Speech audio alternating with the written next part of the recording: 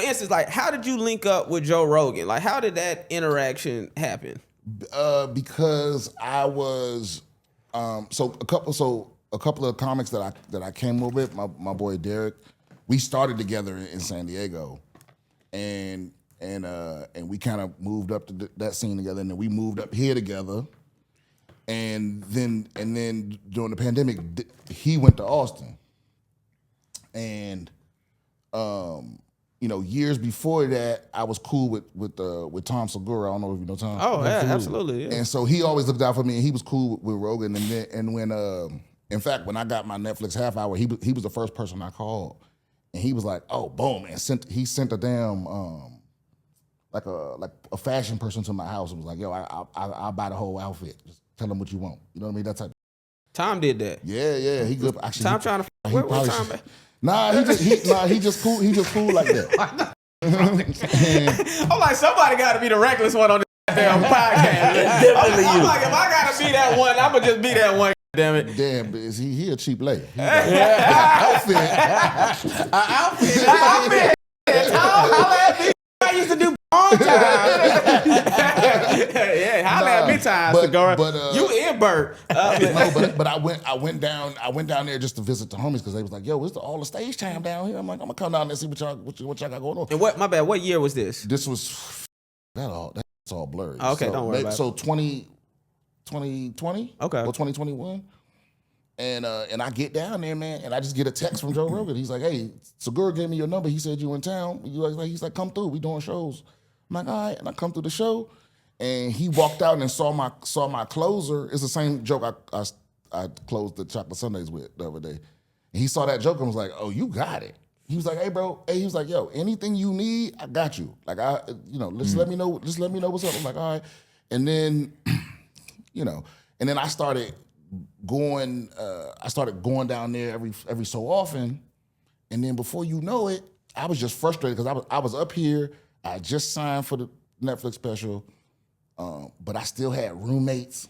You know what I mean? Because it was so expensive. Like it's like I was starting to make money finally. Because when I first moved to LA, I was homeless. I was living in a homeless shelter, and I finally started making money. And I'm like, I'm still living with. And every time I come off the road, and so I came off the road and I put in for spots at the clubs, and I only got one spot, and I was just mad about it because I was like, every time I go down there, I make money, and they show me love, and every time I come back here, I'm just like, I feel poor. Like this. So, and eventually Rogan was like, "Yo, if you come down here, like, hey bro, it's all love. You come down here, it's all love. It's gonna be the same way every time." I'm like, and I'm always coming down there. So did Tom offer to pay your rent? No. Ain't nobody on that. I want to see how good of a friend Tom Segura is. I need to holler at Tom. Let me ask this. What's the nicest thing a stranger's done for you? A stranger? Yeah. Like you saying as far as my career? Yeah, a career or even personal. Because even with just this, That's also Segura, and it's really his wife though, Christina P. Where it was like when because like I said, when I first moved up here, I was living in a homeless shelter up there on Sunset, right? And the thing is, I knew I was funny. By the time I moved to LA, I knew I was like, yo, all it's gonna take is me to get a chance. You know what I mean? At least I had that delusion in my brain. But so I'm like, I'll live in this shelter. I don't give a. So I was living there for almost 2 years. And things was just at the bottom of it all. Like I was, I just moved into the shelter, and you had to have a job to be there. And I got a job as a door guy at the store, and then I got fired almost immediately. Like before 6 months, I got fired. How? Oh, why? Because I had already, because you can't do that shit. Like once you like I'm that, you can't. Because at the end of the day, it's a minimum wage job.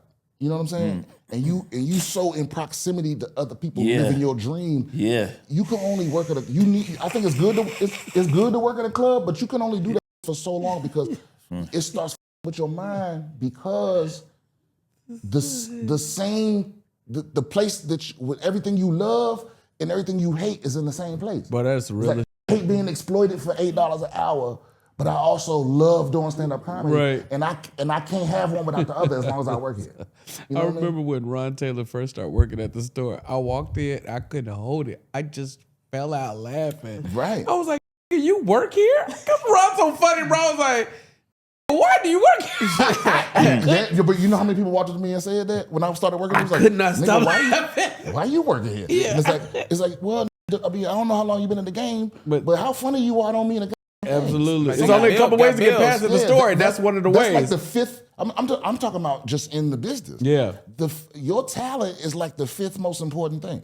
That's a fact. You know what I'm saying? It's like you gotta learn the whole other game. You learn how to be funny, but it's a whole other process. So that's hilarious. So I'm keep going. sorry, I'm gonna answer your question. Like back to the nicest thing is it was coming up to the time for me to, I was gonna get kicked out the homeless shelter. It was like the time was running out.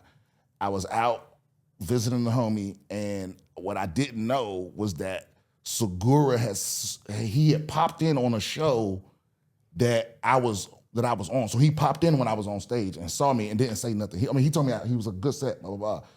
That was like a year before that. And then he was running his hour in the belly room, and he asked for me specifically, and so I'm in the green room with him and his wife, and they learn my story and all this. Because at that point, I'm so frustrated, I'm ready to leave LA. I'm like, I think I'm gonna go to London. You know what I'm saying? I hear that's what niggas be doing. And if me being funny don't mean nothing out here, then what's the point of me being out here? Just being poor for no reason. Right. If me being, because I ain't good at nothing else. You know what I mean? And so, and Christina P specifically was like, you better not leave. What are you talking about? You know what I mean? She was like, what are you talking about? Right. You this close. And she broke it down for me. She was like, everything that happened in your career happened when you're not around.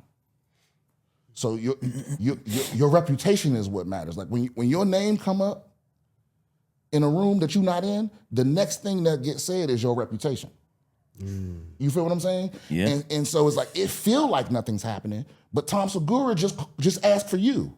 So somebody was talking about you positive when you wasn't around. You this close. Just let it marinate. Don't you go nowhere.